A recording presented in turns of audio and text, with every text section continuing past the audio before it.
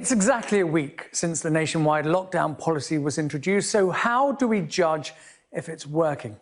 The number of people who have now died from COVID-19 has reached 1,415, and the number of deaths will increase every day until the epidemic begins to reverse.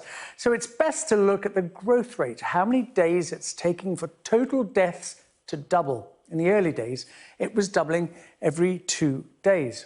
But this increase of 180 deaths to 1,415 is fewer than the 209 announced yesterday, and in line with what we've seen in recent days, suggesting a growth rate of doubling around 3 days, although it's likely to be another week or two before the changes show in the figures.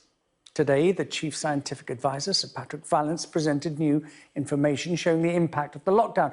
Let's start with this graph and the effect it is having on transport. It shows how dramatically the number of car, train, bus and tube journeys have decreased.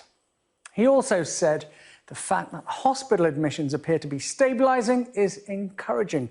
This graph shows the number of COVID-19 admissions has reached 9,000. And the NHS is admitting an additional 1,000 patients a day. However, Sir Patrick Vallance says that number is now stable. And this final graph, comparing UK deaths to the rate in other countries, bears out our evidence that deaths are now doubling every 3 days, slower than Italy was at this stage. That's this blue line, and similar to France, the yellow line here. So a slight flattening. The government says they are succeeding in limiting the spread of the virus, but it will still be a couple of weeks before we know for sure.